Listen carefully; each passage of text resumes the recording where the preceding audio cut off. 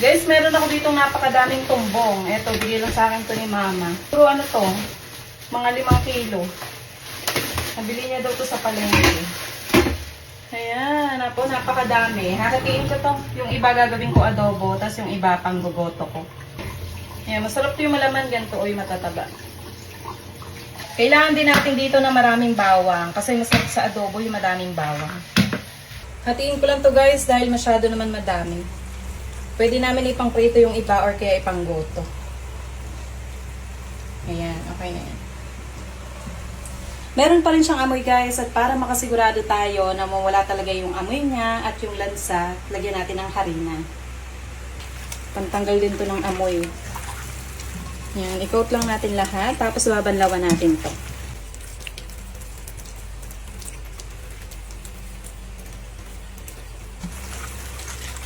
Tingnan nga natin. Wala na siyang amoy. Okay ah. Okay, banlawan na natin. Banlawan natin ng 3 beses. Hindi ba? Para lang naglalaba.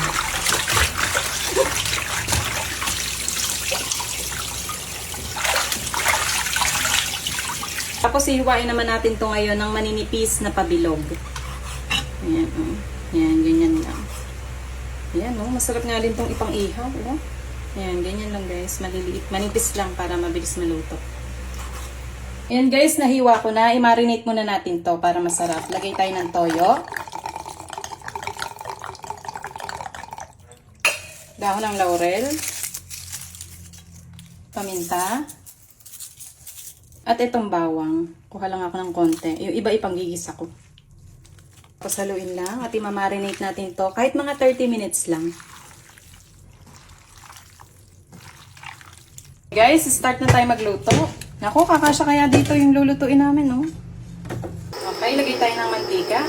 Tingnan nyo naman yung ilalagay kong bawang. Napakadami. Kasi masarap dito yung madaming bawang. Lagay na natin yung bawang at sibuyas.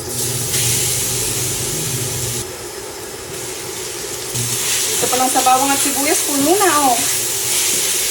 And guys, nag-brown na yung bawang, ilagay na natin yung tumbong. Ito na yung minarinate natin, tatanggalin natin yung tumbong, tapos iiwan natin yung sabaw. Huwag niyo muna isasama yung pinagmarinatean, mamaya na.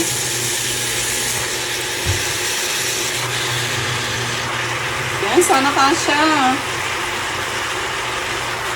Itong pinagmarinatean guys, itabi lang muna natin to. Huwag niyo itatapon ha. Iprito-prito muna natin to para masarap at para matanggal na din yung lansa niya.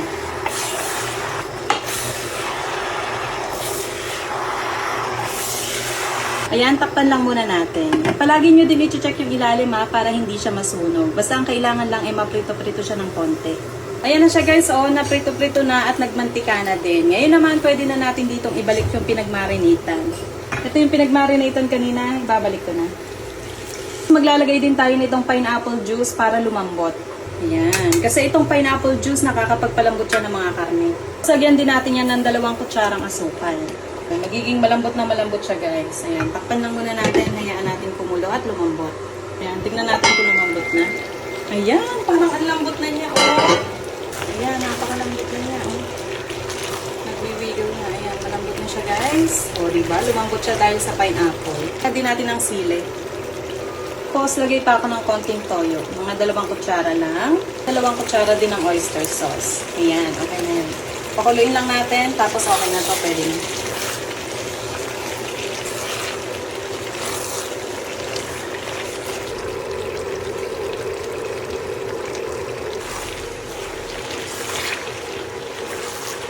Kain na tayo guys. Ito ang aming lunch. Ayan, nagmamantika. Natin ang sili. Ayan, kain tayo guys. Natin ang pineapple juice para hindi tayo ma-high blood. Alam niyo pag kumakain ako ng adobo, gusto ko yung may mayonnaise. Ewan ko ba, try nyo din, masarap. Kain natin ang sili.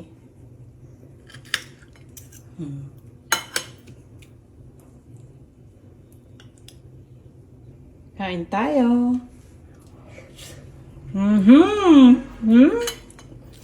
Sarap, bagay na bagay sa kanin.